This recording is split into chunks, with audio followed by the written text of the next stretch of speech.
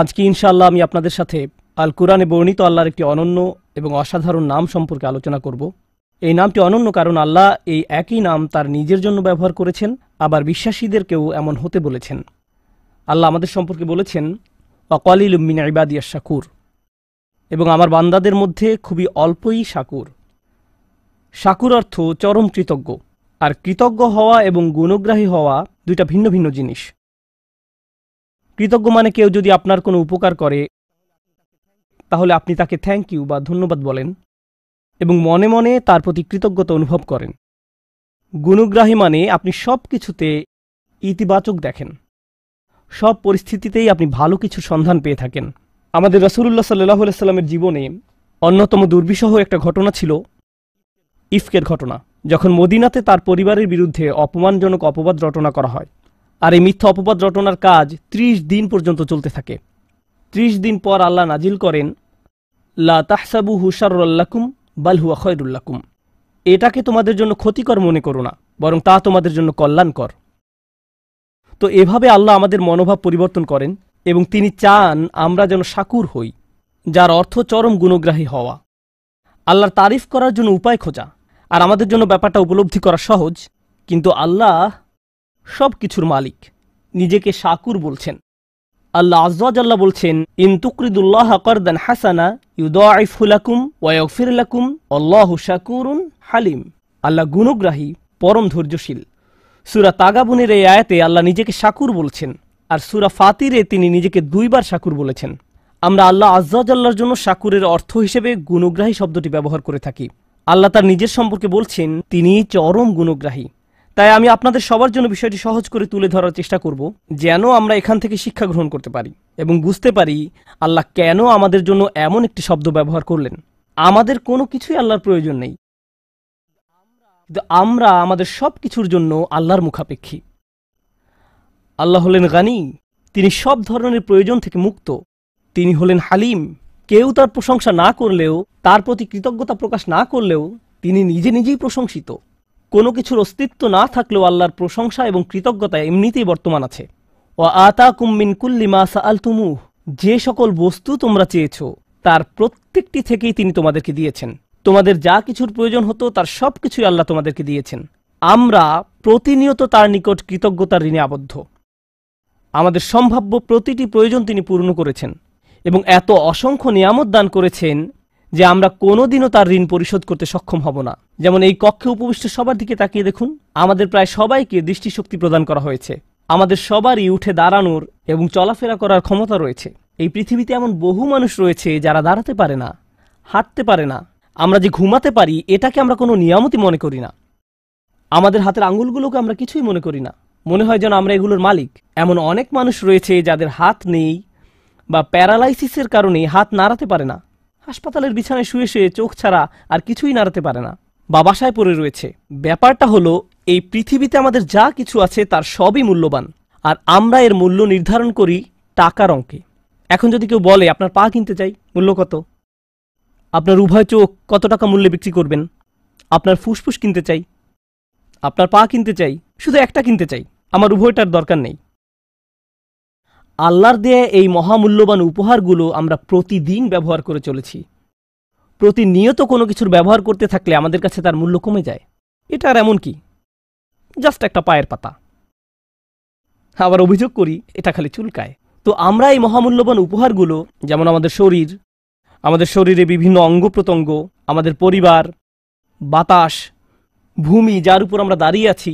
আচ্ছা, কোনো কারণে ভূমিকম্প হচ্ছে না? পৃথিবী সম্পর্কে একটা গুরুত্বপূর্ণ ব্যাপার আপনাদের বলছি। আল্লাহ পৃথিবীকে তৈরি করেছেন তার অনুগত করে, আর যারা আল্লাহর নিকট আত্মসমর্পিত তারা কখনো আল্লাহর অবাধ্যতা সহ্য করতে পারে না। মনোযোগ দিয়ে শুনুন, যা কিছুই আল্লাহর বশ্যতা স্বীকার করে নিয়েছে তার নিকট আল্লাহর অবাধ্যতা অসহনীয়। আর পৃথিবীর উপর বিচরণকারী মানব সম্প্রদায় আল্লাহর অবাধ্যতা করে যাচ্ছে প্রতিনিয়ত। আর যখন তারা আল্লাহর অবাধ্যতায় লিপ্ত হয় তখন পৃথিবী তাদেরকে চূর্ণ বিচূর্ণ করে দিতে চায়। পৃথিবী ওইসব মানুষদের ধ্বংস করতে চায় যারা আল্লাহর অবাধ্যতায় লিপ্ত। আল্লাহ বর্ণনা করেন, প্রতিবার যখন কেউ বলে আল্লাহ সন্তান গ্রহণ করেছেন, তাকাদুস সামাওয়াতু ইয়াতাফাত্তারনা মিনহু ওয়া তানশাক্কুল আরদ, এতে 7 আসমান ফেটে পড়ার উপক্রম হয় যখন কেউ বলে আল্লাহ সন্তান গ্রহণ করেছেন। তারা এমন জঘন্য কথা সহ্য করতে পারে না। এমনকি পৃথিবীও খণ্ড বিখণ্ড হয়ে যাওয়ার উপক্রম হয় যখন কেউ এমন পাপপূর্ণ কথা উচ্চারণ করে। আর এই জমিন মানব জাতির অসংখ্য পাপ সহ্য করে যাচ্ছে প্রতিদিন। সবকিছু চূর্ণ বিচূর্ণ করে দেওয়ার জন্য এটি আল্লাহর কাছে অনুমতি ভিক্ষা করতে থাকে, আর আল্লাহ একে থামিয়ে রাখেন। পরিশেষে কিয়ামতের দিন আল্লাহ পৃথিবীকে অনুমতি প্রদান করবেন, আদেশ নয়, পৃথিবীকে অনুমতি প্রদান করবেন। বিআন্না রব্বাকা আওহা লাহা, আল্লাহ একে অনুমতি দিবেন যেন এতদিন যাবৎ সে তার ভেতরে যত যাতনা বহন করে চলেছিল তা উগরে ফেলতে পারে। এত সব পাপ নিয়ে আমরা যখন পৃথিবীর উপর দিয়ে চলতে থাকি, এটি যে কম্পন সৃষ্টি করে আমাদেরকে ধ্বংস করে না, তার জন্য আমরা কতটুকু কৃতজ্ঞ। আমাদের প্রতি আল্লাহ নিয়ামত গুণে শেষ করা যাবে না। আল্লাহ আমাদের যে অসংখ্য অগণিত উপহার দান করেছেন তা আমাদের ক্ষুদ্র মস্তিষ্কের ধারণা ক্ষমতার বাহিরে। এই জন্য পৃথিবীর সবচেয়ে কৃতজ্ঞ মানুষের কথা মনে করুন। এক্ষেত্রে আমার মনে পড়ে ইব্রাহিম আলাইসাল্লামের কথা। ইব্রাহিম আলাইসাল্লামের গোটা জিন্দিগি ছিল আল্লাহর প্রতি কৃতজ্ঞতার জিন্দিগি। জানেন আল্লাহ কিভাবে তার সমগ্র জীবনকে বর্ণনা করেছেন? তিনি বলেন, শাকির আল্লি আনউমিহি, তিনি শুধু অল্প কিছু অনুগ্রহের জন্য আল্লাহর কৃতজ্ঞতা দেখাতে পেরেছিলেন। আনউম ব্যবহার করা হয় অল্প কিছু অনুগ্রহের জন্য, আর নিয়াম শব্দটি ব্যবহার করা হয় অনেক বেশি নিয়ামতের জন্য। অর্থাৎ আল্লাহর অসাধারণ বান্দা ইব্রাহিম আলাইসাল্লামের মতো ব্যক্তিও যদি তার সমগ্র জীবন আল্লাহর প্রতি কৃতজ্ঞতা প্রকাশে ব্যয় করেন, তিনি শুধু সামান্য কয়টি নিয়ামতের শুকরিয়া আদায় করতে পারবেন আল্লাহ তাঁকে যত কিছু দিয়েছেন তার তুলনায়। এরপর তিনি বলেন, ওয়া ইন তাউদ্দু নি'মাতাল্লাহি লা তুহসুহা, যদি তোমরা আল্লাহর শুধু একটি অনুগ্রহ পুরোপুরি উপলব্ধির চেষ্টা করো, তোমরা সম্পূর্ণরূপে এটি গণনা করতে সমর্থ হবে না। আল্লাহর সকল অনুগ্রহ নয়, শুধু একটি নি'মাতাল্লাহ লা তুহসুহা, উদাহরণস্বরূপ চিন্তা করার সামর্থ্য, শুধু একটি অনুগ্রহ। আল্লাহর এই একটি অনুগ্রহ প্রতিদিন প্রতি মিনিটে কতভাবে আমার উপকার করে, আমি আল্লাহর শুধু একটি অনুগ্রহের উপকার গণনা করে শেষ করতে পারবো না। কিভাবে আমি আমার প্রতি তার প্রদত্ত সকল অনুগ্রহের শুকরিয়া আদায় করব? আমাদের প্রতি আল্লাহর জহেরা বা প্রকাশ্য অনুগ্রহ যেমন আছে, তেমনি আছে বাতিনাহ বা গোপন অনুগ্রহ। তিনি বলেন, ওয়াসবাগা আলাইকুম নি'মাহু যাহিরাতান ওয়া বাতিনা, এবং তোমাদের প্রতি প্রকাশ্য ও অপ্রকাশ্য নিয়ামতসমূহ পরিপূর্ণ করে দিয়েছেন। কতজন মানুষ উপলব্ধি করে যখন তারা রাস্তায় গাড়ি নিয়ে বের হয়, ইউরসিলা আলাইকুম হাফাজা, তখন আল্লাহ গাড়ির সামনে এবং পেছনে প্রতিরক্ষক ফেরেশতা পাঠিয়ে এর নিরাপত্তার ব্যবস্থা করেন, যেন আপনি নিরাপদে বাসায় পৌঁছতে পারেন। আপনার গাড়ি যে রাস্তা থেকে ছিটকে পড়েনি, সেটা ব্রেক ভালো কাজ করার কারণে নয়, আপনার গাড়ি রাস্তায় টিকে আছে কারণ আল্লাহর গার্ডিয়ান ফেরেশতা পাঠিয়ে এর সুরক্ষার ব্যবস্থা করেছেন। কতজন মানুষ এটা উপলব্ধি করে? তাই আমাদের প্রতি আল্লাহর অনুগ্রহ এত অসংখ্য অগণিত পরিমাণ যে আমরা যদি প্রতি নিঃশ্বাসে শুকরিয়া আদায় করি, তবু সামান্য কিছু নিয়ামতের জন্য কৃতজ্ঞতা আদায় করতেও সমর্থ হব না। এজন্যই আল্লাহ মানবজাতি সম্পর্কে বলেছেন, মা কাদারুল্লাহ হাক্কা কদরিহি, তারা আল্লাহকে যথাযথ মর্যাদা দিতে পারেনি। তারা পারেনি। যেভাবে আল্লাহর গুণ গাওয়া উচিত ছিল, মানুষ সেভাবে তার গুণগান করতে পারেনি। এটা এক ব্যাপার। এখন এখানে একটু থেমে চলুন, মানবজাতি সম্পর্কে একটু কথা বলি। যখন আপনার ছোট ভাইকে সাহায্য করার জন্য প্রাণপণ চেষ্টা করেন, সে একদিন ফোন করে বলল, ভাই আমার একটু সাহায্য দরকার, আপনি কি অফিস থেকে একটু আসতে পারবেন? আমি তো একটা মিটিংয়ে আছি, কিন্তু আমার আপনার সাহায্যের খুবই দরকার, এখন কি আসতে পারবেন? তারপর আপনি মিটিং ক্যান্সেল করে ট্রাফিক জ্যাম অতিক্রম করে ছুটে গেলেন এবং তার কাজে তাকে সাহায্য করলেন। আর এটা বড় কোনো ব্যাপার ছিল না, তাই ছোট একটা কাজের জন্য গুরুত্বপূর্ণ মিটিং বাদ দিয়ে আসায় আপনি কিছুটা বিরক্ত। সিরিয়াসলি, তুমি এই সামান্য কাজের জন্য আমাকে এভাবে ডেকেছো? কিন্তু এরকম একবার নয়, সে বারবার আপনার সাহায্যের জন্য আপনাকে আহ্বান করে। এরপর এক সময় আপনি আর তার কোনো ফোন কল রিসিভ করেন না। ও, আবার সে ফোন দিয়েছে, তখন টেক্সট মেসেজ পাঠান, আমি এখন ব্যস্ত, কল এলে কেটে দিব না, তাহলে সে বুঝে যাবে। এর চেয়ে বরং রিং হতে থাকুক। মানুষ এভাবে বারবার বারবার সাহায্য চাইলে আমরা বিরক্ত হয়ে পড়ি। তদুপরি উপকার করলেও তাদের মনে থাকে না, তারা এমনকি ধন্যবাদও দেয় না। তাদের কাছে এই উপকারের কোনো মূল্য থাকে না। তারা মুখ ঘুরিয়ে বলে, তুমি আমার জন্য কি করেছো? মানুষ এমনটা করে কিনা? আপনি তাদের জন্য সব করলেও তারা অকৃতজ্ঞের মতো অস্বীকার করে, তুমি আমার জন্য এমন আর কি করেছো? এমন কথা শোনার পর আপনি মনে মনে প্রতিজ্ঞা করেন, আমি জীবনে কোনোদিন আর তোমার কোনো উপকার করব না। তুমি বলছো আমি কোনোদিন তোমার জন্য কিছু করিনি? তোমার মতো ব্যক্তি এই কথা বলছে। এরপর আপনার তাকে স্মরণ করিয়ে দিতে হয় যে তার জন্য কি কি করেছেন। এতে হয়তো সে বলবে, ও তুমি এখন খোঁটা দিচ্ছ, লোকজনকে দেখাচ্ছ যে তুমি কেমন উপকারী লোক। একজন বিশ্বাসী হিসেবে এমনিতে আমাদের কাউকে উপকারের কথা মনে করিয়ে দেওয়া উচিত নয়। লা তুবতিলু সাদাকাতিকুম বিল মান্নি ওয়াল আযা, তোমরা অনুগ্রহের কথা প্রকাশ করে এবং কষ্ট দিয়ে নিজেদের দান খয়রাতকে বরবাদ করো না। এখন একবার ভেবে দেখুন, আল্লাহ আমাদের জন্য কত কিছু করেন প্রতিদিন, আর আমরা কত অল্প ধন্যবাদ দেই তাকে, আমরা কত সামান্য কৃতজ্ঞতা দেখাই। তারপর আমাদের যখন আবারও কিছু দরকার হয়, প্রয়োজনটা আমরা এমনকি মুখ ফুটে চাইও না। আমার ফুসফুসের প্রতি নিঃশ্বাসে বাতাসের দরকার হয়, এমনকি আমি যখন আল্লাহর অবাধ্যতা করছি তখনও বাতাসের দরকার হয়, ঠিক কি না? আমি আল্লাহকে ভুলে যাওয়া সত্ত্বেও তিনি আমাকে ভুলে যান না। তিনি আমার প্রয়োজন পূরণ করেন। আমার ফুসফুস তার কাছে চায়, আমার হার্ট আরেকটা পাম্পের জন্য তার কাছে চায়, আমার চোখ আর্দ্র থাকার জন্য তার কাছে চায় যেন সে দেখতে পারে। এমনকি যখন আমি চাওয়ার প্রয়োজন বোধ করি না, তখনও তিনি আমাকে দিয়ে যাচ্ছেন। আল্লাহর এত সব অনুগ্রহের শুকরিয়া আদায় করা আমার পক্ষে কখনোই সম্ভব নয়। চলুন এখন আমরা শাকুর নামের অর্থ বোঝার চেষ্টা করি। আল্লাহর প্রতি কৃতজ্ঞতা প্রকাশে আপনি সামান্য যা কিছুই করেন, কারণ আমরা যাই করি না কেন তা সবসময় সামান্যই হবে। আল্লাহ বলছেন তিনি আপনার এই সামান্য চেষ্টাকে দারুণ কদর করেন। ইয়া রব, আপনি আমাদের জন্য সবকিছু করেন। যেমন আপনাদের একটা উদাহরণ দিচ্ছি, আপনার প্রতিটি পয়সা, প্রতিটি র্যান্ড, একজন আমেরিকানের প্রতিটি ডলার, একজন পাকিস্তানের প্রতিটি রুপি, ব্যাংকে আপনার যত টাকা আছে, আপনার পকেটে যত টাকা আছে, ডেবিট কার্ড, ক্রেডিট কার্ড, যাই থাকুক না কেন, এর সব কিছু এসেছে আল্লাহর কাছ থেকে। তিনি আপনাকে প্রতিটি পয়সা দান করেছেন, আর আপনি তার থেকে খুবই সামান্য একটা পার্সেন্টেজ দান করলেন। কেউ আপনার দরজায় এসে করাঘাত করলো, আপনি তাকে সামান্য কিছু দান করলেন, কিন্তু আল্লাহ আপনাকে যা দিয়েছেন তার প্রায় সবটাই এখন আপনার কাছে রয়ে গেছে। আর আল্লাহ ভালো করেই জানেন যে আপনি অধিকাংশই নিজের কাছে রেখে দিয়েছেন। এখন আল্লাহ বলছেন আমি তোমার এই সামান্য দানের মহা গুণগ্রাহী। সুবহানাল্লাহ, সুবহানাল্লাহ। প্রথমত এই টাকাটা তো আমার ছিল না, এই টাকাটা তো আল্লাহরই, এটা তো আমার ছিল না। আল্লাহ আমাকে দিয়েছেন এত পরিমাণ, আর আমি দান করেছি এতটুকু পরিমাণ। কিন্তু আল্লাহ এই অল্প দানেরও দারুণ কদর করে থাকেন। তিনি আমার এই নগণ্য দানও স্বীকার করেন। আমাদের প্রতি আল্লাহর নাম আশ-শাকুরের অনুগ্রহ এটি, আশ-শাকুর নামের অনুগ্রহ এটি। আর শাকুর নামটি আরো দুইটি নামের সাথে যৌথভাবে এসেছে, গফুরুন শাকুর এবং শাকুরুন হালিম। আমার কাছে এই ব্যাপারটা অসাধারণ চমকপ্রদ লেগেছে। গফুরুন শাকুর মানে আমরা যখন নামাজ পড়ি, আল্লাহ আমাদের নামাজ পড়া পছন্দ করেন। আর আমাদের নামাজে কত শত ভুল থাকে। নামাজে কত মানুষ দুনিয়াবী বিষয় নিয়ে চিন্তা করে, কত মানুষ চিন্তা করে তারাবি কি 14 নাকি 15 রাকাত হলো, কতজন মানুষের রুকু সিজদা নিখুঁত হয় এবং অন্তর আল্লাহর দিকে ঝুঁকে থাকে, কতজন মানুষ এটা অর্জন করতে পারে।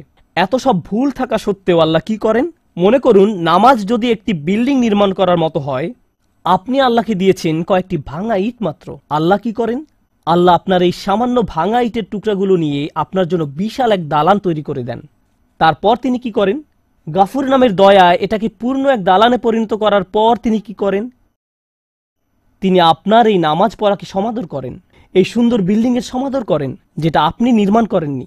এভাবেই আল্লাহ আমাদের জন্য গাফুরুন শাকুর, অর্থাৎ এমনকি আমাদের সওয়াবের কাজেও ত্রুটি রয়েছে, খুঁত রয়েছে। প্রথমে আল্লাহ স্বয়ং ওই ত্রুটি বিচ্যুতিগুলো দূর করে দিবেন, তারপর আমাদের এই ত্রুটিপূর্ণ ভঙ্গুর প্রচেষ্টাগুলোর জন্য আমাদের প্রশংসা করেন। ইবাদত সঠিকভাবে পালন করতে ব্যর্থ হওয়ায় আমি যে দুঃখজনক অজুহাতগুলো দেখাই তা তিনি ঢেকে দেন। তারপর তিনি আমার এই প্রচেষ্টাকে অ্যাপ্রিসিয়েট করেন। ইনি আল্লাহ গফুরুন শাকুর। এটা আল্লাহ ছাড়া আর কেউ করতে পারে না। যদি আপনার বসের কোনো কাজ কোনো রকমে করে দেন, মামুলিভাবে করে দেন, তিনি আপনাকে অমুক একটা প্রজেক্ট করতে দিয়েছেন, 30 পৃষ্ঠার রিপোর্ট তৈরি করতে বলেছিলেন, আপনি মাত্র 2 পৃষ্ঠা লিখে বসের হাতে তুলে দিলেন, তারপর বললেন আপনার খুশি হওয়া উচিত, আমি তো 2 পৃষ্ঠা লিখেছি। কি হবে ভাবতে পারছেন? মানুষের পক্ষে কোনোদিন আল্লাহর মতো গফুরুন শাকুর হওয়া সম্ভব নয়। যদি প্রত্যাশার চেয়ে কম করেন, তাহলে যার জন্য কাজটি করেছেন তিনি আপনার প্রতি ক্রোধান্বিত হয়ে পড়বেন। কিন্তু আল্লাহ বলছেন তুমি তো অন্তত চেষ্টা করেছো, আমি তোমার ত্রুটিগুলো ঢেকে দিচ্ছি। আন ইয়াজিদাহুম মিন ফাদলি, তিনি যে শুধু আপনার ত্রুটিগুলো ঢেকে দেন তাই নয়, তিনি ভালো কাজের এত সমাদর করেন যে তদুপরি তিনি আপনাকে পুরস্কৃত করেন। ইয়াজিদাহুম মিন ফাদলি। সবশেষে মানুষ যখন জান্নাতে গিয়ে উপনীত হবে, তারা আল্লাহকে স্মরণ করবে। কিন্তু কিভাবে তারা আল্লাহকে স্মরণ করবে? মনোযোগ দিয়ে শুনুন। তারা আল্লাহর প্রতি কৃতজ্ঞতা প্রকাশ করবে তাদের দুঃখগুলো দূর করে দেওয়ার জন্য। তারা বলবে আল্লাহ তার নাম পূর্ণ করেছেন। কোন নাম? আল্লাহ আমাদের সবগুলো ত্রুটি ঢেকে দিয়েছেন, আর তিনি আমাদের প্রচেষ্টাগুলো সমাদর করেছেন, এবং আমরা যা করেছি তার চেয়েও অনেক বেশি দিয়েছেন। তিনি বলেছিলেন এমনটি তিনি করবেন। আর শুধু এ কারণেই আজকে আমরা জান্নাতে, কারণ আমাদের কাজগুলো যথেষ্ট নয়, আমাদের প্রচেষ্টাগুলো যথেষ্ট নয়। তো মানুষ জান্নাতে প্রবেশ করার পর ব্যাপারটা আরো ভালোভাবে বুঝতে পারবে। শাকুরের সাথে সম্বন্ধযুক্ত আল্লাহর আরেকটি নাম হলো হালিম। এটাও আল্লাহর খুবই শক্তিশালী একটি নাম। হালিম এর অনেকগুলো অর্থ রয়েছে, একটি অর্থ তুলে ধরব। হালিম বলতে বোঝায় এমন কাউকে, আপনি যখন ভুল করেন, কয়েক মিনিট আগে আমি বলেছিলাম আমাদের ভালো কাজ জান্নাতে যাওয়ার জন্য যথেষ্ট নয়। আমরা এখন সেটা সম্পর্কে কথা বলছি না। আমরা এখন কথা বলছি আমার আর আপনার ভুল কিছু করা সম্পর্কে, কোনো পাপ করা সম্পর্কে, খারাপ কিছু করা সম্পর্কে। দুনিয়ার এই জীবনে আপনি যখন খারাপ কিছু করেন, কোনো পাপ কাজ করেন, যখন মিথ্যা বলেন, প্রতারণা করেন, যখন কাউকে কষ্ট দেন, অপমান করেন, এই জীবনে যখন এমন ধরনের কিছু করেন, তখন এত সব কিছুর পর তাদের জন্য আপনাকে ভালোবাসা কঠিন হয়ে পড়ে, খুবই কঠিন। মা আপনাকে জড়িয়ে ধরতে চায়, কিন্তু আপনি যদি আপনার মাকে ধমক দিয়ে কথা বলেন, চিৎকার চেঁচামেচি করেন, কোনো কোনো মানুষ এমনকি মারধরও করে, আল্লাহ তাদেরকে ক্ষমা করুন এবং তাদেরকে তওবা করার সুযোগ দান করুন। যদি কোনো সন্তান এমন কিছু করে, তাহলে মায়ের জন্য কি কঠিন হয়ে পড়ে? জড়িয়ে ধরা এবং বলা যে আমি তারপরেও তোমাকে ভালোবাসি। সন্তানের এই অন্যায়ের কারণে মুখে হাসি ফোটানো কঠিন হয়ে পড়ে। তিনি সহ্য করবেন, অন্তরে ব্যথা পাবেন এবং সন্তানের জন্য ভালোবাসা তখন আর তার থাকবে না। হিলম শব্দের অর্থ হলো সেই ব্যক্তির জন্য আপনার ভালোবাসা এবং যত্ন আছে যে আপনার প্রতি অন্যায় আচরণ করেছে, তারপরেও আপনার হিলম রয়েছে, তারপরেও আপনার ভালোবাসা রয়েছে, যত্ন রয়েছে। এখন এটা নিয়ে চিন্তা করুন, আমরা সামান্য কিছু ভালো কাজ করি, যদিও তা পারফেক্ট হয় না, আগে এ সম্পর্কে বলেছি, কিন্তু আমরা অগণিত খারাপ কাজ করে যাই, ভুলে যাই, বলা উচিত হয়নি এমন কথা বলে ফেলি, তাকানো উচিত নয় এমন কিছুর দিকে তাকিয়ে ফেলি, এমন কাজ করি যা করা উচিত নয়, মানুষের বিরুদ্ধে অন্যায় করি, আল্লাহর বিরুদ্ধে অন্যায় করি। এমন কাজ করলে মানুষ কি করে? কেউ যদি জানে অমুক তার প্রতি অন্যায় করেছে, আপনি যদি জানেন অমুক ব্যক্তি আপনাকে অপমান করেছে, তখন সে যা কিছুই করুক না কেন তাতে কিছু আসে যায় না। আপনি তখন শুধু তার ব্যাপারে একটা জিনিসই মনে রাখেন, সেটা কি? ওই লোকটা আমাকে অপমান করেছে, আমি তার সাথে কথা বলতে চাই না। সে লোক হয়তো হজ করেছে, সে হয়তো দান খয়রাত করে, এতিমের দেখাশোনা করে, কোরআন মুখস্থ করে, সে হয়তো প্রতি রাতে তাহাজ্জুদ পড়ে, কিন্তু আপনি তার কোনো কিছুরই পরোয়া করেন না। সে আমাকে অপমান করেছে, আমি তাকে পছন্দ করি না, আমি তার সাথে কথাও বলতে চাই না, আমি জানি সে কেমন লোক। কেউ যদি আমাদের বিরুদ্ধে কোনো অন্যায় করে, আমরা মনে করি ওই লোক আর মানুষ না, সে তখন ওই একটা অপরাধে পরিণত হয়। সে ব্যক্তি মানে ওই অপরাধ, তাকে দেখলেই অপরাধটা চোখের সামনে ভেসে ওঠে। সে যা কিছু ভালো কাজ করেছে সব অদৃশ্য হয়ে যায়, এসবের আর কোনো অস্তিত্ব নেই। আল্লাহ আজ্জা জাল্লা নিজেকে শাকুরুন হালিম হিসেবে উপস্থাপন করার মাধ্যমে বলছেন, তিনি আমাদের ক্ষুদ্রতম ভালো কাজেরও সমাদর করেন। তিনি আমাদের ভয়ানক অন্যায় কাজের কারণে আমাদের ভালো কাজগুলো মুছে দেন না, তিনি ডিলিট করে দেন না। তিনি ভালো কাজগুলো স্বীকার করেন, মুছে দেন না, কিন্তু মানুষ এই কাজ করে। এজন্য তিনি শাকুর এবং হালিম। পাপ করা সত্ত্বেও তিনি আমাদেরকে ভালোবাসেন, তবু তিনি তাদেরকে ভালোবাসেন এবং তাদের ভালো কাজের সমাদর করেন, তাদের ভুল কাজগুলো সত্ত্বেও। ভাবতে পারেন, আয়েশা রাদিয়াল্লাহু তাআলা আনহা হলেন আমাদের মা। রাসূলুল্লাহ সাল্লাল্লাহু আলাইহি সাল্লামের সময়কালে কিছু মুসলিম রাদিয়াল্লাহু আনহুম তার সম্পর্কে এমন কিছু কথা বলে ফেলেন যা বলা উচিত ছিল না। তারা এই অন্যায় কাজে জড়িয়ে পড়ে। যখন তারা এসব বলাবলি করছিল, আবু বকর রাদিয়াল্লাহু তাআলা আনহু খুবই মনক্ষুণ্ণ হয়ে পড়েন। তিনি ছিলেন আয়েশার বাবা, তিনি আবার রাসূলুল্লাহ সাল্লাল্লাহু আলাইহি সাল্লামের খুব কাছের মানুষ ছিলেন।